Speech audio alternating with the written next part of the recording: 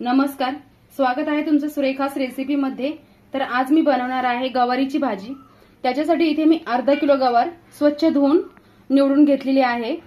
तर इथे मी गवार आधी तेला मिठामध्ये फ्राय करून घेणार आहे। त्याच्यासाठी गॅसवर कढई ठेवलेली आहे। त्याच्यानंतर आपण ही गवार त्याच्यामध्ये घालूया। तर याच्यामध्ये मी आता 2 चमचे तेल घालणार आहे।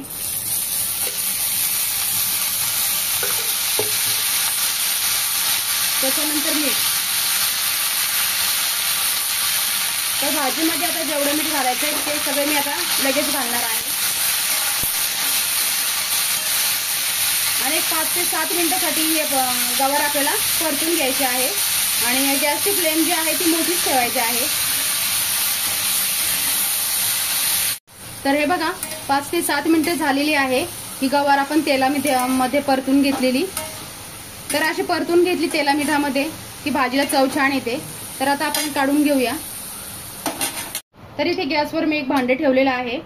त्याच्यामध्ये 2 चमचे तेल घातलंय। आता तेल गरम झालंय। त्याच्यानंतर आपण 1 चमचा मोहरी घालूया। मोहरी चांगली तडतडून देऊया।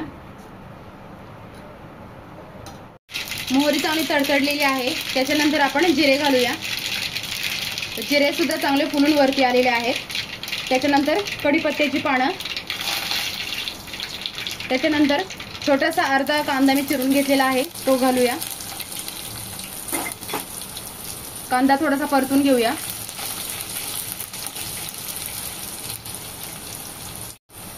टोमॅटो घालूया। 1 टोमॅटो चिरून घेतलेला आहे।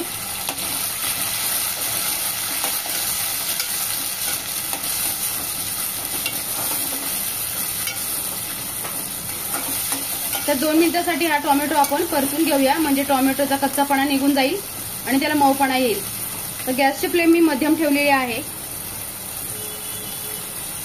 तर याच्यानंतर मी कोथिंबीर घालणार आहे। तर कोथिंबीर मिक्स करून घेऊया।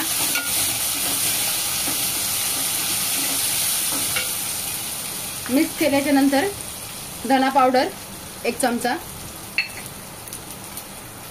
त्याच्यानंतर हळद पाऊण चमचा आणि लाल तिखट 2 चमचे। आता हे सगळं आपण एकत्र करून घेऊया। त्याच्यामध्ये मी थोडंसं पाणी घालणार आहे।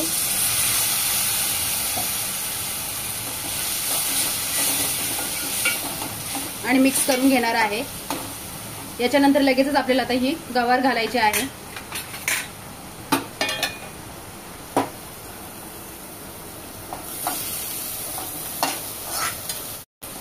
गवार घातल्याच्या नंतर मिक्स करून घेऊया।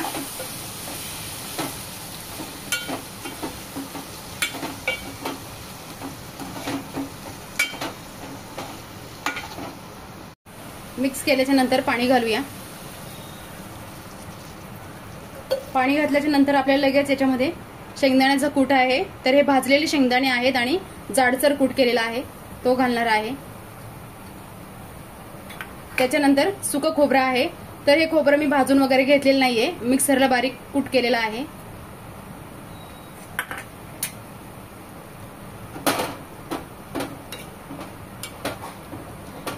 तर ज्या वेळेस तुम्ही भाजीला असं शेंगदाण्याचा कूट किंवा खोबऱ्याचा असं कूट घालाल त्यावेळेस तो तेलामध्ये कधी परतून नाही घ्यायचा, कारण काय होतं मग भाजीला करपट वास येतो। नेहमी असं वरूनच भाजीला घालायचं। जर कमी पडला तरी वरून भाजीला घालता सुद्धा येतो। तर याच्यामध्ये मी आता अजून पाणी ऍड करते। अंदाज बघून पाणी घालायचं आहे।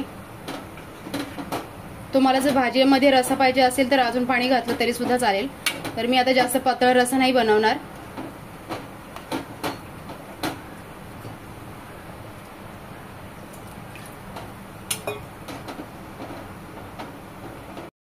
तर आता हे बघा मी अशा पद्धतीने हा रस्सा बनवलेला आहे, पण आपल्या रश्श्याला शेंगदाण्याचा कूट घातल्यामुळे थोडासा घट्टपणा येणार आहे।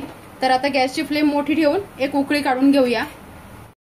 तर हे बघा आपली भाजी उकळलेली आहे। याच्यानंतर मी आता गॅसची फ्लेम कमी करणार आहे आणि 5 ते 7 मिनिटांसाठी भाजीवर झाकण ठेवणार आहे अर्धवट। तर हे बघा 5 मिनिटं झालेले आहेत।